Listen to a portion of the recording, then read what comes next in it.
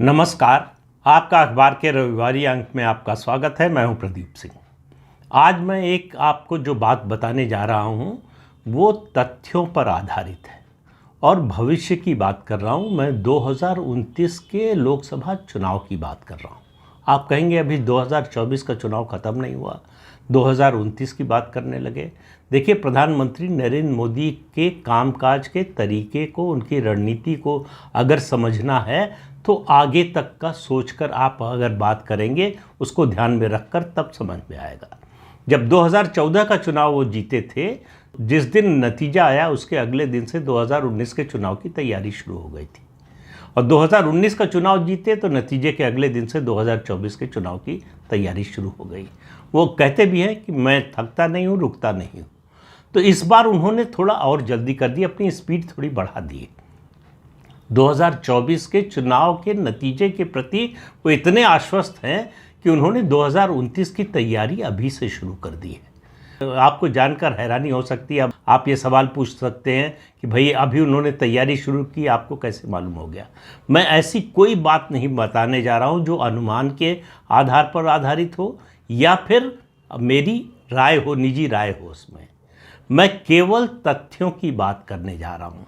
जो राजा हरिश्चंद्र के बारे में कहा जाता था कि चंद्र टरे सूरज टरे, टरे जगत व्यवहार, पै दृढ़ हरिश्चंद्र को टरे न सत्य व्यवहार। तो उसी तरह से मैं सिर्फ वो बताने जा रहा हूँ, वो बातें, वो तथ्य आपके सामने रखने जा रहा हूँ जिनका होना निश्चित है, जिनका टलना असंभव है। अब असंभव ऐसे कहना नहीं चाहिए, इस शब्द का इस्तेमाल नहीं करना चाहिए। दुनिया में कभी भी कुछ भी हो सकता है, लेकिन जो परिस्थितियां हैं वर्तमान में, उनको देखते हुए मुझे लगता है, या और आपको भी सुनने के बाद आपको भी लगेगा कि वो असंभव है। तो प्रधानमंत्री नरेंद्र मोदी की तैयारी जो है वो मुझे नहीं लगता कि कोई और पार्टी का नेता या कोई और पार्टी या भारतीय जनता पार्टी का संगठन भी 2014 से पहले इस तरह की तैयारी करता था। गुजरात में ज़रूर वो करते थे, अपने राज्य में मुख्यमंत्री थे गुजरात के जब, लेकिन राष्ट्रीय स्तर पर अगर इस तरह की तैयारी होती 98, 99 और 2004 में, तो बीजेपी 1998 से आज तक सत्ता में ही होती। लेकिन उस समय ना तो इस तरह की तैयारी थी, ना इस तरह का संगठन बनाया गया, न इस तरह का सामाजिक आधार बनाया गया, न इस तरह से पार्टी का भौगोलिक विस्तार किया गया। लेकिन जो बीत गया उसकी बात छोड़ देते हैं। मैं तो भविष्य की बात करने बैठा हूँ, तो भविष्य की ही बात करें तो शुरुआत कहाँ से होगी? और प्रधानमंत्री देखिए, तैयारी जो जैसे कहते हैं कि किसी भी देश के विकास के लिए सबसे ज़रूरी है इंफ्रास्ट्रक्चर डेवलपमेंट। इसीलिए किसी भी रणनीति के सफल होने के लिए उस रणनीति की जो बिसात है उसको बिछाने की ज़रूरत होती है। कब क्या होगा, किस चीज़ का क्या असर होगा, किससे फ़ायदा होगा, किससे नुकसान होगा, किसको किस तरह से करना चाहिए, और सार्वजनिक जीवन में और ख़ासतौर से चुनावी राजनीति में टाइमिंग का बहुत महत्व होता है। आप किस समय क्या करते हैं, इससे तय होता है कि आपको सफलता मिलेगी या नहीं। अच्छा काम भी गलत समय पर करेंगे, नतीजा गलत निकलेगा। बुरा काम अच्छे समय पर करेंगे, तब भी नतीजा गलत निकलेगा। निकलना ही है। शुरुआत कैसे होगी? अब एक एक करके कदम के बारे में आप सुनते जाइए। पहला कदम होगा 2025 में उठाया जाएगा, जो स्ट्रक्चरल चेंज, ये सब जो है स्ट्रक्चरल चेंज होने वाले हैं। 2025 में जनगणना होगी। जनगणना आपको मालूम है कि 2021 में होनी थी, लेकिन कोरोना के कारण वो टल गई। फिर 2023-24 में होनी थी, फिर टल गई चुनाव की वजह से। अब 2025 में जनगणना होगी और जनगणना के आंकड़े जो है ज़्यादा तेज़ी से उनका एनालिसिस होगा, क्योंकि सब इलेक्ट्रॉनिक मेथड से होगा। एक बात आपको और बता दें कि ये जो जनधन योजना है, ये जो मुफ्त राशन योजना है, कोरोना के दौरान जो वैक्सीनेशन की योजना थी, इन सब से ये सरकार डेटा के खान पर बैठी हुई है। और आज की दुनिया में डेटा का क्या महत्व है ये मुझे बताने की ज़रूरत नहीं है।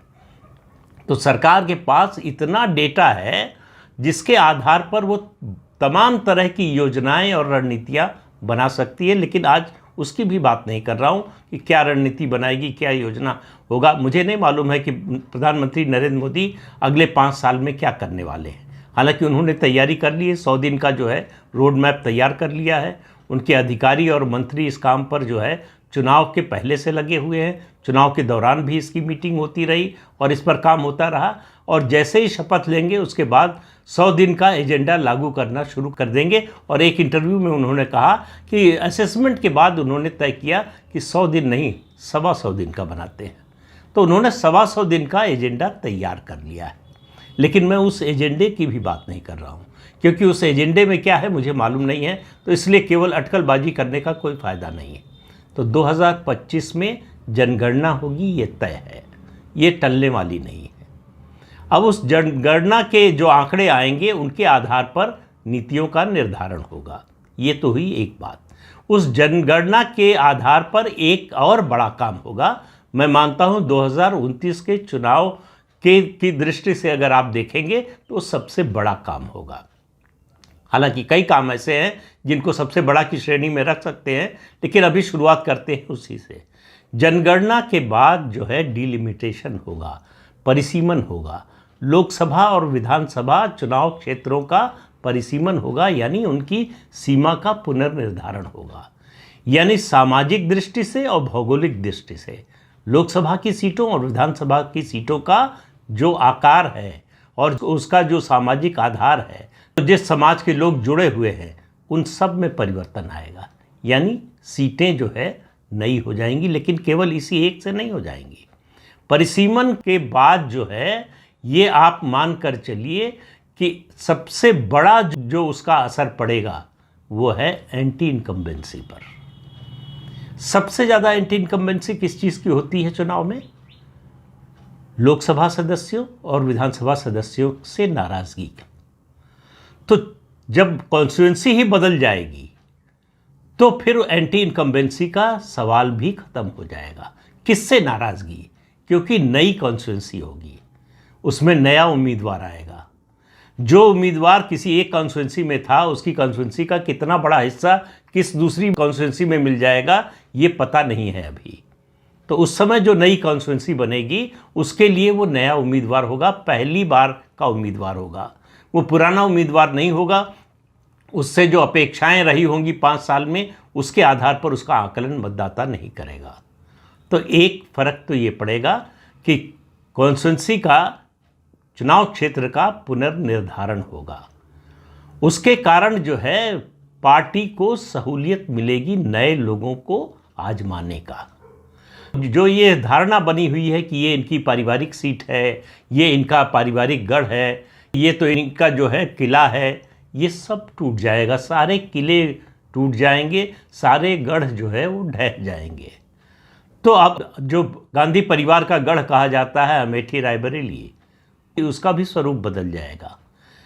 अब चाहे मैनपुरी हो और चाहे कन्नौज हो, चाहे आजमगढ़, उसका भी स्वरूप बदल जाएगा। उत्तर प्रदेश की ये बात कर रहा हूँ, और राज्यों में भी ऐसा ही होगा। अलग अलग राजनीतिक दलों के नेताओं की पारिवारिक सीटें बन गई थी, वो सब बदलने जा रही हैं। लेकिन फिर कह रहा हूँ केवल इसी से नहीं, डिलिमिटेशन होगा।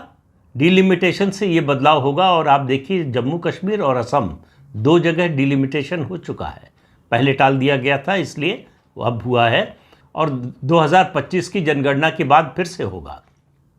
उसकी वजह से बीजेपी को ये सुविधा होगी डिलिमिटेशन में कि वो कॉन्स्टिट्यूएंसी का निर्धारण इस तरह से करे कि किसी एक जाति या किसी एक मजहब के लोगों का वर्चस्व किसी एक चुनाव क्षेत्र में ना होने पाए। तो उसको ज़्यादा डिसेंट्रलाइज करने का मौका मिलेगा। तो चुनाव क्षेत्र का पूरा चरित्र बदल जाएगा। एक काम तो ये होगा। दूसरा, आपको मालूम है कि संसद से नारी वंदन प्रस्ताव पास हो चुका है, वो कानून बन चुका है। 33% आरक्षण महिलाओं को मिलेगा। तो 33% नई कॉन्स्टिट्यूएंसीज जुड़ेंगी। तो लोकसभा सीटों की संख्या लगभग, एक अनुमान है, इसमें 10, 20, 25 सीटों का इधर उधर हो सकता है, लगभग 850 हो जाएंगी। तो आप समझ लीजिए कि अभी जितना बड़ा आकार है एक लोकसभा क्षेत्र का या एक विधानसभा क्षेत्र का, वो और छोटा हो जाएगा। तो रिप्रेजेंटेशन की दृष्टि से भी, और जो भी उस क्षेत्र का प्रतिनिधि होगा उसके काम करने की सहूलियत के लिहाज से भी ज़्यादा आसान हो जाएगा। ये सबके लिए होगा, सभी पार्टियों के लिए होगा। ये केवल ऐसा नहीं है कि सत्तारूढ़ दल के लिए होगा, सबके लिए होगा। लेकिन 850 सीटें होने का मतलब है कि पूरा चुनावी परिदृश्य बदल जाएगा। नई कॉन्स्टिट्यूंसी, नए सामाजिक समीकरण, नए उम्मीदवार, 33% महिलाएं उम्मीदवार बनेंगी। वो कंपलसरी होगा, वो ऑप्शनल नहीं है। जैसे अभी SC ST का आरक्षण होता है और तय होता है कि इतनी सीटें SC के लिए यानी शेड्यूल कास्ट के लिए और इतनी सीटें शेड्यूल ट्राइब के लिए आरक्षित होंगी, वहाँ से इन्हीं वर्गों के लोग उम्मीदवार बन सकते हैं। उसी तरह से ये तय हो जाएगा कि ये सीटें हैं जहाँ से सिर्फ महिलाएं चुनाव लड़ सकती हैं, महिलाएं ही उम्मीदवार हो सकती हैं, चाहे जिस पार्टी की हो। तो जिन पार्टियों ने अपने संगठन को निचले स्तर से खड़ा किया है, जिन पार्टियों ने निचले स्तर से महिलाओं को प्रतिनिधित्व दिया है, उनको फ़ायदा होने वाला है। भारतीय जनता पार्टी का संगठन का स्वरूप जिस तरह का है, उसका गठन जिस तरह का है, उसमें महिलाओं को जिस तरह से नरेंद्र मोदी के राष्ट्रीय परिदृश्य पर राष्ट्रीय राजनीति में आने के बाद से प्राथमिकता दी गई है, उसका फ़ायदा 2029 के चुनाव में भारतीय जनता पार्टी को मिलेगा। महिला मतदाताओं का रुझान जिस तरह का भारतीय जनता पार्टी और ख़ासतौर से प्रधानमंत्री की ओर है, उसका फ़ायदा मिलेगा। तो परिसीमन होगा, उसका फ़ायदा मिलेगा। इसके अलावा वन नेशन वन इलेक्शन, इसके लिए एक कमेटी बनाई थी सरकार ने। पूर्व राष्ट्रपति रामनाथ कोविंद की अध्यक्षता में कमेटी बनी थी, उसने अपनी रिकमेंडेशन दे दी है। उसकी रिकमेंडेशन के आधार पर सरकार ने तय किया है कि कानून बनेगा, यानी 2029 में पूरे देश में एक साथ लोकसभा और विधानसभा का चुनाव होगा। इसका अर्थ है कुछ राज्यों में चुनाव देर से होगा, कुछ राज्यों में विधानसभा चुनाव की बात कर रहा हूँ जल्दी होगा, तो कुछ राज्यों की विधानसभा जल्दी भंग की जाएगी। इसके लिए बड़े पैमाने पर संविधान संशोधन की ज़रूरत है, इसलिए भारतीय जनता पार्टी को ज़्यादा सीटों की ज़रूरत है। जो संविधान संशोधन की बात विपक्ष जो आरोप लगा रहा है, वो आरक्षण को ख़त्म करने के लिए या संविधान को बदलने के लिए नहीं, ये संविधान संशोधन करने के लिए इस कमेटी ने रिकमेंडेशन दी है कि किन किन मामलों में किन बातों के लिए संविधान संशोधन की ज़रूरत पड़ेगी, किन में 2/3 बहुमत की ज़रूरत पड़ेगी, कहाँ पर जो है साधारण बहुमत से जो है प्रस्ताव पास किया जा सकेगा। उसके अलावा देश की 2/3 विधानसभाओं से ये प्रस्ताव पास कराना होगा। 2/3 राज्यों की विधानसभा से जब तक ये प्रस्ताव पास नहीं होगा, खासतौर से जो भी संविधान संशोधन विधेयक होता है, वो 2/3 राज्यों की विधानसभा से उसको पास कराना ज़रूरी होता है। तो ये एक प्रोसेस है। अब ये प्रोसेस जब चलेगा तो इस बात का, इस सरकार की इस नीति का उतना ही प्रचार होगा। जब महिलाओं के लिए सीटों का आरक्षण होगा और सीटों का निर्धारण होगा, उस समय इसकी चर्चा चलेगी। तो अब आप सोचिए कि 2025 के बाद से 2029 के चुनाव का माहौल बनना शुरू हो जाएगा। अभी मैंने इसकी तो बात ही नहीं की कि सरकार की योजनाएं क्या होंगी, केंद्र सरकार कौन सी नई योजनाएं लेकर आएगी, कौन सी ऐसी योजनाएं जो अभी चल रही हैं उनमें परिवर्तन होगा। एक आयुष्मान योजना में छोटे से परिवर्तन का संकेत प्रधानमंत्री दे चुके हैं कि 70 साल से ऊपर के जितने बुजुर्ग हैं, चाहे जिस आय वर्ग के हों, उन सबको मुफ्त इलाज 5 लाख तक का सालाना मिलेगा। इसकी वो घोषणा कर चुके हैं अपने संकल्प पत्र में। उसके अलावा संकल्प पत्र में ये बात भी पहली बार कही गई है कि पूरे देश में यूनिफॉर्म सिविल कोड लागू किया जाएगा। अभी तक भारतीय जनता पार्टी अलग अलग राज्यों में इसे लागू करने की कोशिश कर रही थी। उत्तराखंड में लागू हो चुका है, गोवा में बहुत पहले से लागू है। और जब भी पूछा जाता था भारतीय जनता पार्टी के वरिष्ठ नेताओं से, तो वो कहते थे अभी राज्यों में देख रहे हैं। खासतौर से गृह मंत्री अमित शाह से कई बार इस बारे में पूछा गया, तो वो कहते थे कि अभी राज्यों में देख रहे हैं, फिर देखेंगे कि राष्ट्रीय स्तर पर इसको कैसे किया जा सकता है, राष्ट्रीय स्तर पर करना चाहिए कि नहीं। अब भारतीय जनता पार्टी ने मन बना लिया है। उसके जो कोर इश्यूज थे, 3 कोर इशू, एक अयोध्या में भव्य राम मंदिर का निर्माण, दूसरा जम्मू कश्मीर से अनुच्छेद 370 को खत्म करना, और तीसरा देश भर में यूसीसी यानी यूनिफॉर्म सिविल कोड लागू करना। यूनिफॉर्म सिविल कोड लागू करने के बारे में संविधान के डायरेक्टिव प्रिंसिपल्स में भी कहा गया है कि एक यूनिफॉर्म सिविल कोड होना चाहिए। वो इसलिए लागू नहीं हो पाया 50 के दशक में कि जवाहरलाल नेहरू ने उस पर रोक लगा दी। उन्होंने कहा कि मुसलमानों के लिए ये कानून तब तक लागू नहीं होगा जब तक मुसलमान इसके लिए अपनी सहमति नहीं देते। जब हिंदू कोड बिल आ रहा था तभी ये चर्चा हुई थी, हिंदू कोड बिल क्यों, यूनिफॉर्म सिविल कोड आना चाहिए। और उसके अलावा कम से कम आधे दर्जन से ज़्यादा सुप्रीम कोर्ट के जजमेंट हैं जिसमें सरकार को ये सलाह दी गई है कि उसे जितनी जल्दी हो सके देश में यूनिफॉर्म सिविल कोड लागू करना चाहिए। तो यूनिफॉर्म सिविल कोड लागू होगा। अब आप देखिए, प्रधानमंत्री अपने इंटरव्यूज़ में अलग अलग इंटरव्यूज़ में एक बात कह रहे हैं कि 2024 के चुनाव के नतीजे आने के बाद कई बड़े कदम उठाए जाएंगे।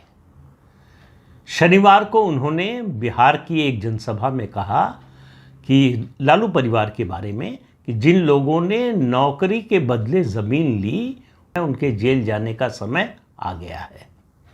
और वो बार बार कह रहे हैं कि 2024 का चुनाव नतीजा आने के बाद भ्रष्टाचार के खिलाफ अभियान तेज़ होगा। तो आप अंदाज़ा लगा सकते हैं कि इसमें कौन कौन आ सकता है।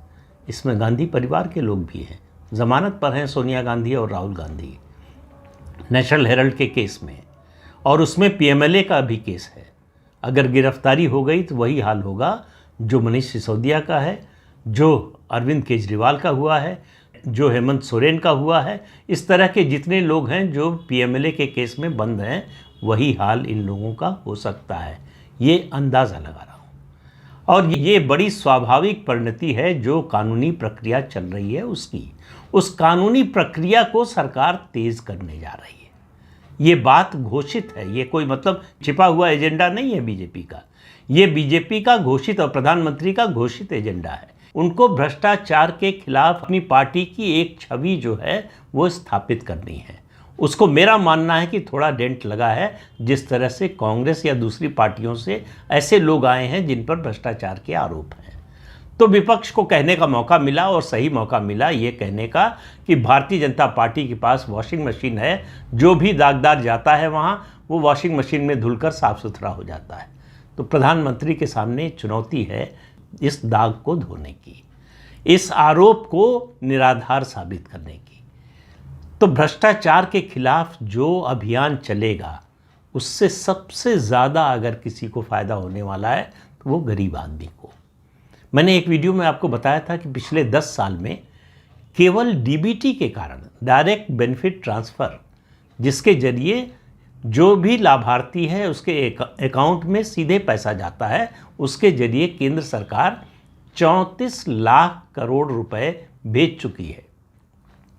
अब आप अंदाज़ा लगाइए कि अगर ये कांग्रेस की सरकार होती, उसके दौरान इतना पैसा भेजा गया होता, तो अब आप कैलकुलेट कर लीजिए, इसमें से सिर्फ 15% पहुँचता, बाकी बिचौलियों के हाथ में चला जाता। तो उसका कितना बड़ा असर हो रहा है समाज पर, देश पर, इसका आप अंदाज़ा लगा सकते हैं। प्रधानमंत्री ज़्यादा से ज़्यादा गवर्नेंस में इस्तेमाल कर रहे हैं टेक्नोलॉजी का। तो टेक्नोलॉजी का जितना इस्तेमाल बढ़ रहा है, ह्यूमन इंटरफेस उतना घटता जा रहा है। उसकी वजह से ह्यूमन इंटरफेस घटता है तो भ्रष्टाचार कम होता है। मैं ये नहीं कह रहा हूँ कि भ्रष्टाचार ख़त्म हो गया है या 2024 के चुनाव के नतीजे आने के बाद भ्रष्टाचार ख़त्म हो जाएगा, लेकिन भ्रष्टाचार लगातार कम होता रहे, इसका प्रयास अगर सतत चलता रहे तो एक दिन में नहीं होगा, लेकिन एक दिन आएगा जब ऐसा होगा। तो ये मानकर चलिए कि 2024 का चुनाव का नतीजा जो है वो केवल नरेंद्र मोदी की प्रधानमंत्री के रूप में हैट्रिक बनाने का नहीं है, भाजपा की तीसरी बार सरकार बनाने का नहीं है, पूरे देश को बदलने का है, देश की राजनीति को बदलने का, देश में सुशासन को बदलने का, और देश में जो व्यवस्था है। और मुझे अब एक अंदाजे की, अनुमान की भी बात करता हूँ, मुझे लगता है 2024 के चुनाव के नतीजे आने के बाद जुडिशियल रिफॉर्म ज़रूर होगा। वो अब समय की ज़रूरत बन गया है। चारों तरफ से इस तरह की मांग उठने लगी है, जिस तरह से जुडिशियल एक्टिविज़म चल रहा है, जिस तरह से जुडिशरी अपनी सीमा का उल्लंघन कर रही है, जिस तरह से जुडिशरी जो है वो एग्जीक्यूटिव के डोमेन में हस्तक्षेप करने की कोशिश कर रही है, उस सब को देखते हुए जुडिशियल रिफॉर्म ज़रूरी है। NJAC national judicial appointments committee जो बनी थी या कमीशन बना था, उसको जिस तरह से सुप्रीम कोर्ट ने रद्द किया उसका कोई आधार नहीं था। ये जो कोलिजियम सिस्टम चल रहा है इसने बहुत सारी विसंगतियां पैदा की हैं, बहुत सारी कुरीतियां पैदा की हैं, बहुत सारे जो है ऐसे लोगों को सुप्रीम कोर्ट और हाई कोर्ट का जज बनाया है जिनको शायद नहीं बनना चाहिए था। तो उसकी जो खामियां हैं उसको दूर करने के लिए कदम ज़रूर उठाया जाएगा, क्योंकि अगर बड़े पैमाने पर परिवर्तन करना है तो दो चीज़ें, एडमिनिस्ट्रेटिव रिफॉर्म और जुडिशियल रिफॉर्म, और तीसरा है पुलिस रिफॉर्म। ये तीन को किए बिना बड़ा परिवर्तन नहीं आ सकता देश में। और मुझे लगता है कि 24 से 29 के बीच में इन तीनों मोर्चों पर काम होगा और बहुत तेज़ी से काम होगा। और इन 5 सालों में मोदी का विरोध भी उतना ही तेज होगा, क्योंकि उनके विरोधियों के लिए अब सर्वाइवल का सवाल होगा, पॉलिटिकल सर्वाइवल का सवाल होगा। 2024 के चुनाव नतीजे मुझे तो बड़े साफ दिखाई दे रहे हैं, पता नहीं आप लोगों में से कितने लोगों को दिखाई दे रहा है, नहीं दे रहा है, मुझे नहीं मालूम, लेकिन मुझे जो दिखाई दे रहा है, जो समझ में आ रहा है, वो दिखाई दे रहा है कि 2019 से बड़ा मैंडेट मिलने जा रहा है बीजेपी को और एनडीए को। आप सीटों की संख्या पर बहस कर सकते हैं, लेकिन मुझे इसमें कोई शक नहीं नज़र आ रहा है कि 2019 में बीजेपी को और एनडीए को जितनी सीटें मिली थी उससे ज़्यादा सीटें मिलने जा रही हैं। और ये मैंडेट जो है, देखिए 2 मैंडेट को नकारने की कोशिश की गई, हालांकि अभी तक विपक्ष जो है मोदी को मिले जनादेश को स्वीकार नहीं कर पाया है। पहले मैंडेट के लिए कहा गया कि ये तो एंटी इनकम्बेंसी का मैंडेट था, मनमोहन सिंह की सरकार के खिलाफ नाराज़गी थी, उसका फ़ायदा बीजेपी को मिल गया। दूसरे मैंडेट के बारे में कहा गया कि ये तो जो है राष्ट्रवाद का मैंडेट था, अगर बालाकोट स्ट्राइक न होती तो मोदी नहीं जीतते। अब इस बार ऐसा कोई बहाना है नहीं। अब विपक्ष भी मान रहा है कि ये सामान्य चुनाव है। विपक्ष जो आशंकाएं जाहिर कर रहा था काल्पनिक रूप से कि मोदी ऐसा करेंगे वैसा करेंगे, वैसा उन्होंने कुछ नहीं किया और कुछ होने नहीं दिया। तो अब विपक्ष के पास कोई बहाना नहीं है इस मैंडेट को स्वीकार न करने का, इसलिए उसने चुनाव आयोग को संदेह के घेरे में खड़ा करने की कोशिश कर दी। और उसको अच्छी बात यह है कि चुनाव आयोग से और सुप्रीम कोर्ट से, दोनों जगह से कोई राहत मिल नहीं रही है। उसका जो एजेंडा है कि किसी तरह से चुनाव प्रक्रिया को संदिग्ध बना दो, उसमें उसको सफलता मिल नहीं रही है। तो 2024 का मैंडेट आप समझिए देश बदलने का मैंडेट है। वैसे मैंडेट होता है सरकार बदलने का या सरकार को कंटिन्यू करने का, लेकिन 2024 का मैंडेट देश बदलने का मैंडेट है। और वो जिस दिन यानी 4 जून को जब नतीजा आएगा उसके अगले दिन से उस पर काम शुरू हो जाएगा, इस बात का इत्मीनान रखिए। तो आज के अंक में इतना ही, अगले अंक में फिर मिलेंगे किसी नए मुद्दे के साथ। तब तक के लिए अनुमति दीजिए। आपसे अनुरोध है कि ये चैनल देखिए, शेयर कीजिए, लाइक कीजिए और सब्सक्राइब ज़रूर कीजिए। नमस्कार।